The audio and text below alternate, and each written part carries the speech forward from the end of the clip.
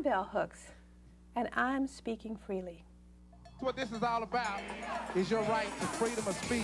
What made America great is an independent, vigorous press. If a jerk burns a flag, America is not threatened. Political speech is the heart of the First Amendment. For expressing their religious beliefs. Now is the time to make justice a reality for all of God's children. Welcome to Speaking Freely. I'm Ken Paulson. Bell Hooks is a noted author, scholar, and social critic. She's written 22 books, all of which are in print, including this thoughtful and thought-provoking Communion, The Female Search for Love. I'd like to read to you from your own book a line that says, "This book is testimony, a celebration of the joy women find when we restore the search for love to its rightful, heroic place at the center of our lives." Tell me about that. We've always thought of our heroes as having to do with death and war. And, you know, when we think of Joseph Campbell and the whole idea of the heroic journey, it's rarely a journey that's about love. It's about, you know, deeds that have to do with conquering, domination, what have you. And so part of what I wanted to say to people is that living as we do in a culture of domination, to truly choose to love is heroic. To work at love, to really let yourself, you know, understand the art of loving. You say in the book there were revelations for you after the age of 40 about love, that there were insights you gained that you wished you'd had earlier? Well, absolutely, because I think that, like so many other people in our culture, I had very, very confused ideas about love. And, you know, in the first book, All About Love, one of the ideas that was really hard for people to accept was that if somebody is abusing you, they're not loving you. I mean, you would think that would be a basic understanding most of us would have, but in fact, so many of us have been wounded in some way in our childhoods that we really need to cling to the idea that if someone hurts you, they can also be loving you. And I tried to make a big distinction in that book between care and love, that like saying that my parents cared for me deeply, and care is important. A lot of children don't receive any care, but it's only one ingredient of love. Now, love is not love.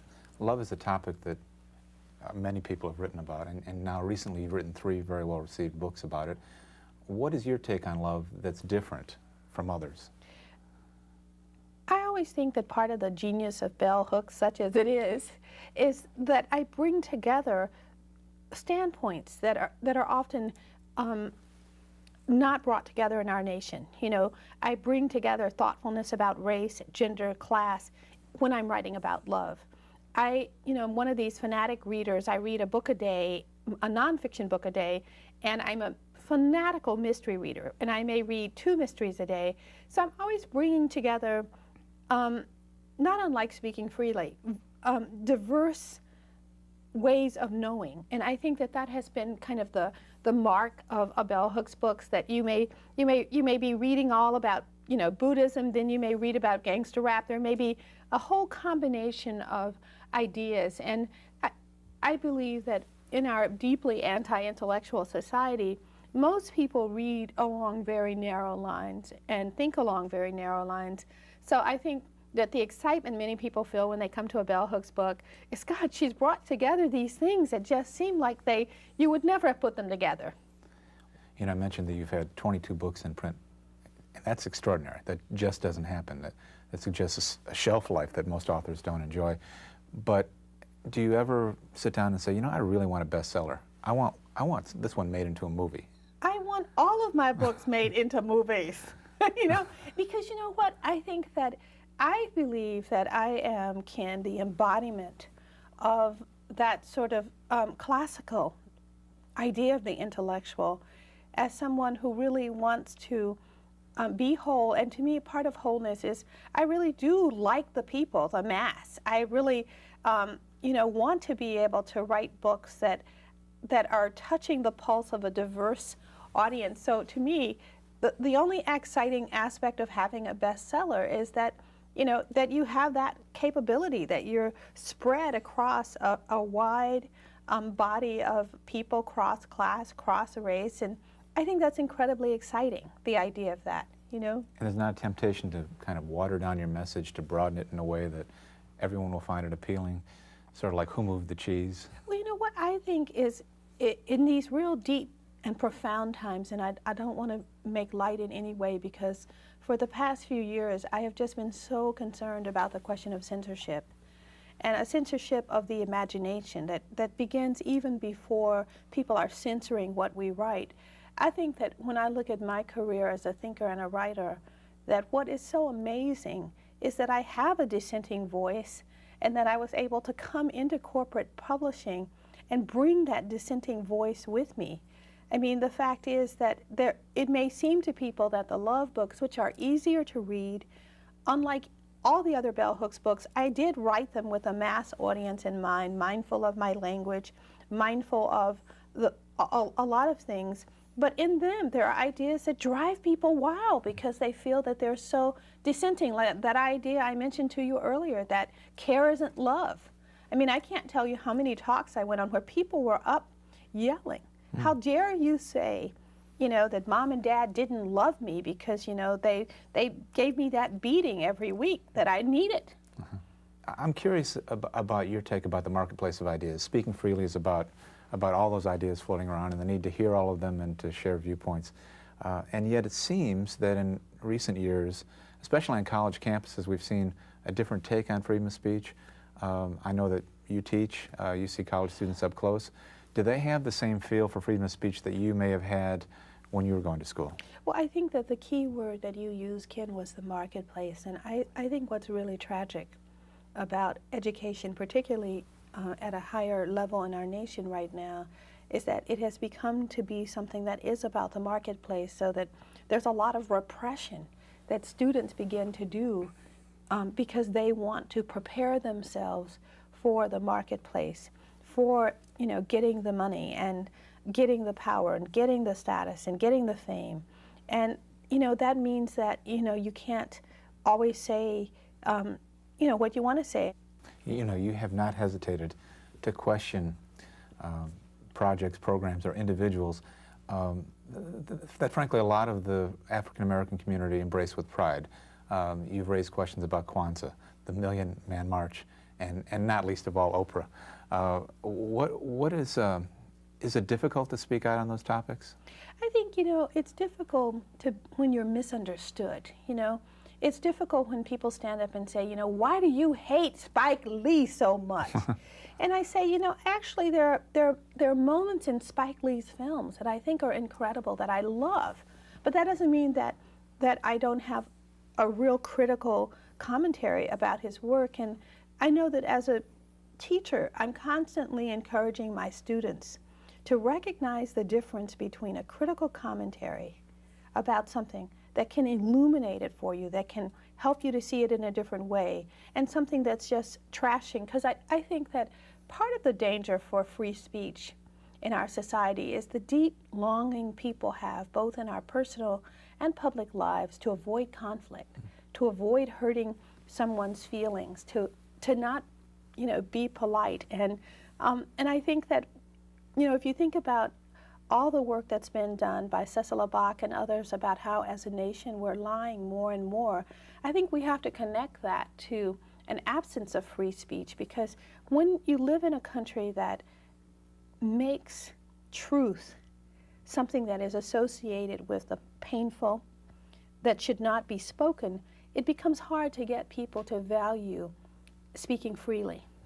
Because you know, there are things that we have to say that will be wounding. Like, for example, in my latest book that I'm talking to you about Black people and self-esteem, there are things that I have to say about Black children and how they're parented that would sound harsh to a lot of people. But those things have to be said if we're going to address in any way what is happening overall collectively with Black children and self-esteem. So to me, you know, a lot of what I do in the classroom is to try to teach that kind of courage that allows you to speak freely. I mean, recently, I'm a big Martin Luther King fan, especially of the later sermons. And when I go back, you know, in Strength to Love, he talks about standing in the shadows of fascism. And he talks so much about the importance of protecting free speech, our democracy. And yet, you know, I think that people don't realize how radical much of what he was saying. I mean, he was talking about, we're going to see a day of terrorism, we're going to see all of these things. And I think that that's a really amazing, I mean, here's this man, for example, that most people remember by, you know, what is a very poetic, you know, I have a dream speech, but not by the deep, penetrating social and political analysis he had about imperialism and why, because in a sense we censor that Martin Luther King. Even like a Martin Luther King holiday is constructed to make him more palatable, to make him be this guy who was just about peace and love, but not about the fact that he was an incredibly sophisticated thinker about peace and love.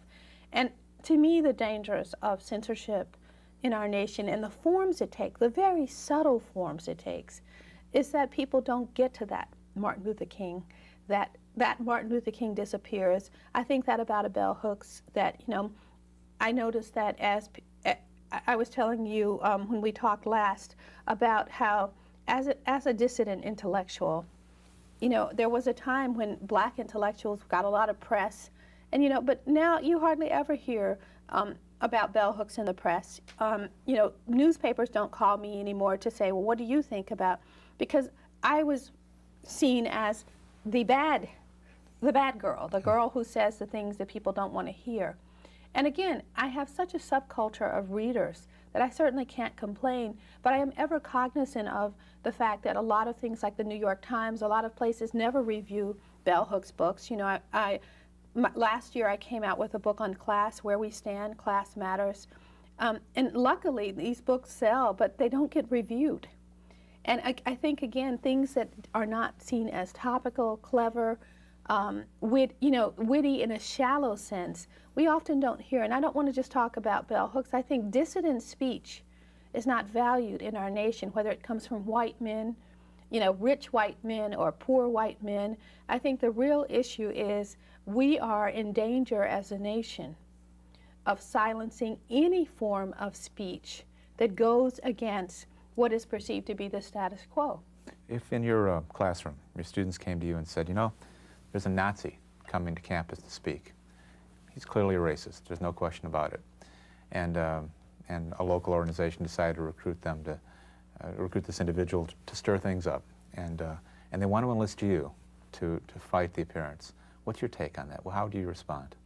You know, my response is always on behalf of free speech, because basically I always tell my students, if you look at the history of, you know, silencing, ultimately the people that get silenced are the dissident radical voices, that anytime we try to shut down people, it in fact ends up being something that causes us to suffer more. I think that people need to know how to hear information and think critically about it.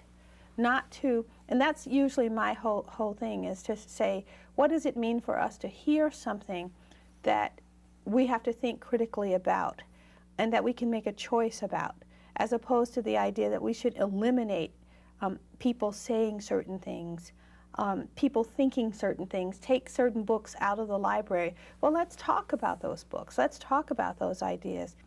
If you listen to conservative talk radio, and two of the phrases you hear most often are liberal elites and political correctness.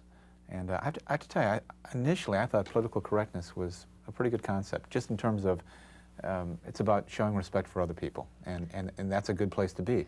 And yet there seems to have been an evolution where political correctness has become more of a code.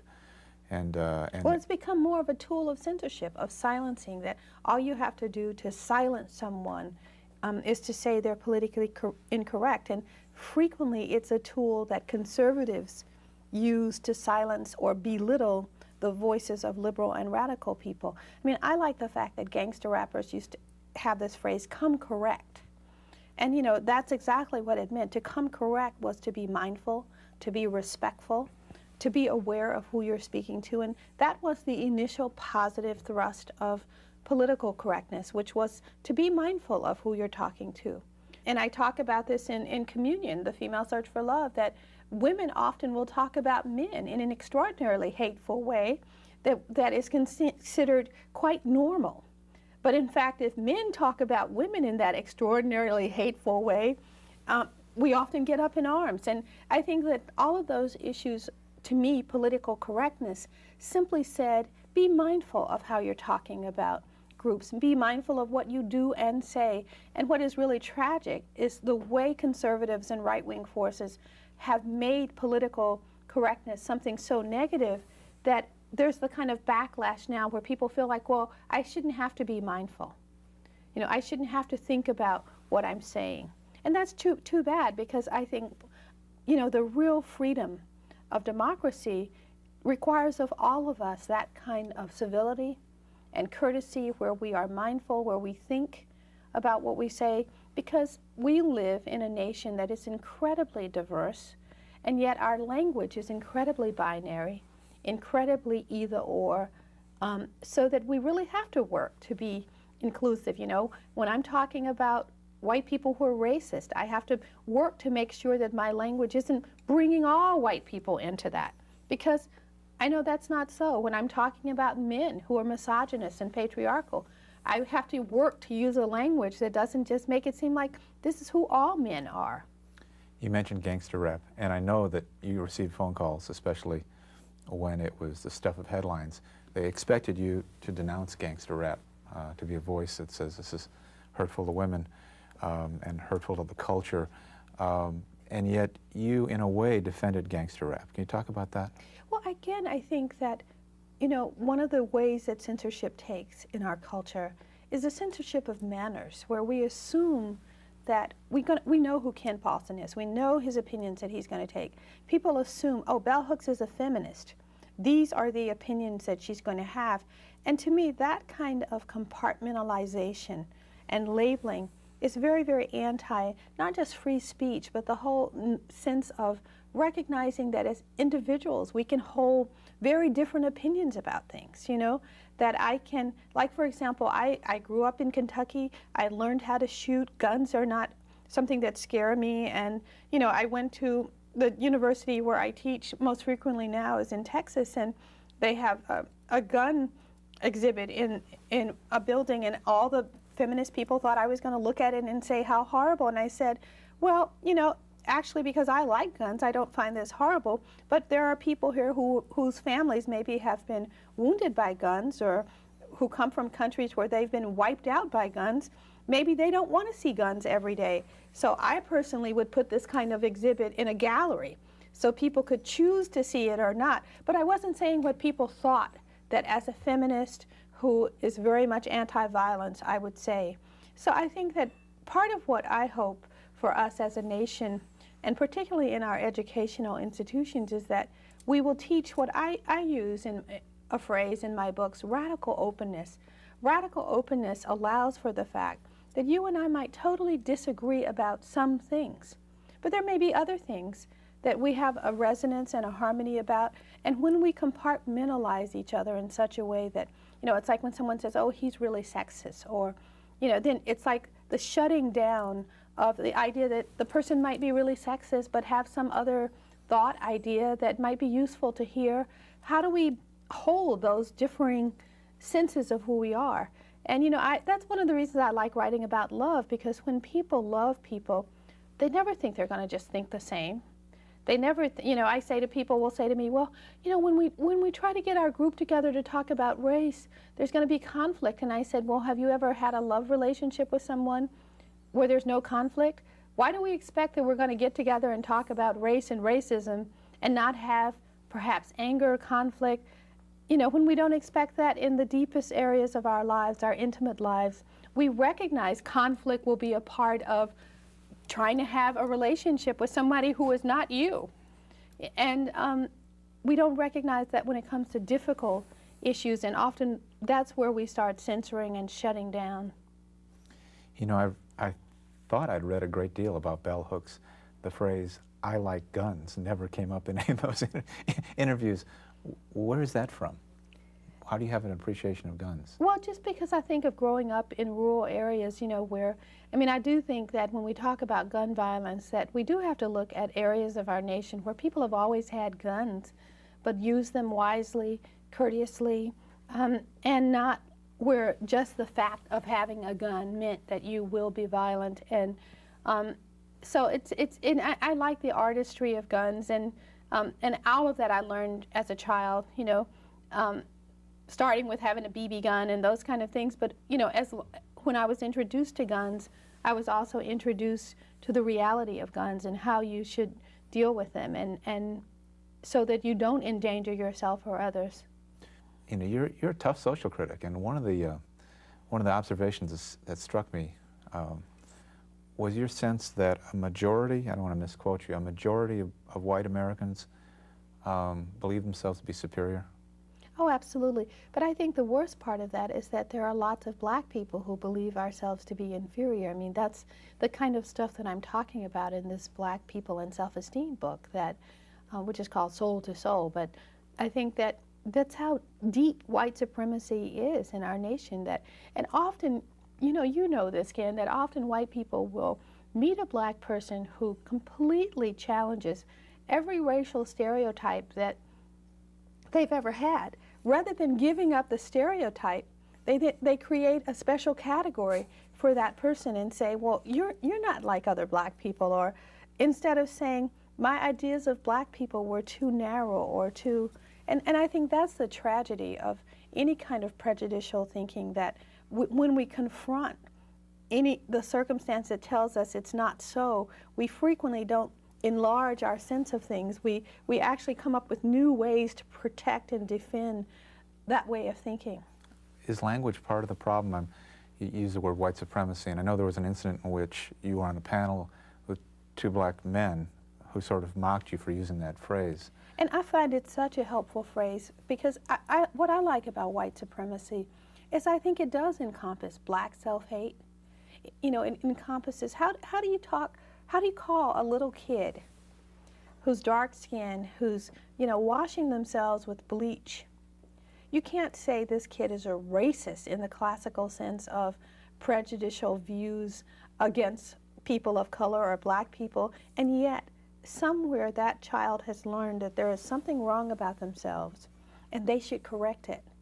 And to me, white supremacy is a useful term because it encompasses the fact that we can have a 5-year-old who's looked at enough television in our nation to have an understanding that white is better. I've got one final question for you. Probably an unfairly broad question. You've written for years about the challenges we face as a society in terms of gender and race and class. In that period, have you seen encouraging signs? Well, I think that the fact that a bell hooks can have the incredible readership I have tells us, I want to say to you, Ken, I think people are hungry for dissent. I think people are hungry for provocative voices that go to the heart of the matter, because people want to have answers to the things that they are in crisis about. So I mean, there's an irony that on one hand, we have a mass media and a publishing industry particularly that tells us, keep it mellow, don't say anything. But what I find is people are really hungry for truth. And that hunger, as I said in my book, Yearning, I think is something that unites us across class, race, sexual preference and practice, religion. And I see the hope that I feel within my own self and with other people is that hunger for truth and for ways to live our lives more fully, in a manner that's more fulfilling. And it's that hunger that keeps a place for the dissenting voice, that keeps the place for speaking freely, because that is both an endangered space and a space, on the other hand, where we have more people than ever before who are hungering to hear that dissenting voice. And I think that that's the paradox, that on one hand, there were moments in our recent history as a nation where I felt truly frightened. You know, for the first time in my life, my mother called me and said, you must be really careful what you say when you get up on stages, because you know, could be assassinated. And I think that certainly, if nothing else, the September 11th events around the World Trade Center brought into focus that we are a nation where many people are afraid of free speech. and want to silence people. And if we cannot acknowledge that that will to silence is growing, that's what King meant when he talked about standing in the shadows of fascism. So on one hand, I experienced for the first time ever as a citizen of this nation, feeling that I was taking grave risk in standing before audiences and saying the things that I believed. And at the same time, you know, I had audiences that were eager to hear, well, what do you think about this? Audiences of people who may or may not have agreed with me. So that's the paradox that we live within, a society that is full of promise and possibility, and a society that, on the other hand, will close things down if people feel they need to protect the lifestyles or the belief systems that they think are the only important belief systems. And that's the difficulty. But I'm one who believes in the outrageous pursuit of hope. Your entire career has been about free speech, and we thank you for joining us today on Speaking Freely. Bell hooks. And I thank you for giving me the opportunity to speak freely.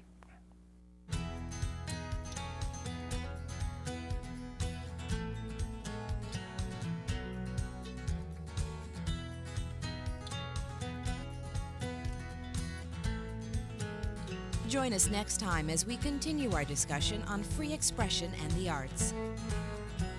For more information about Speaking Freely, visit our website at www.speakingfreely.org.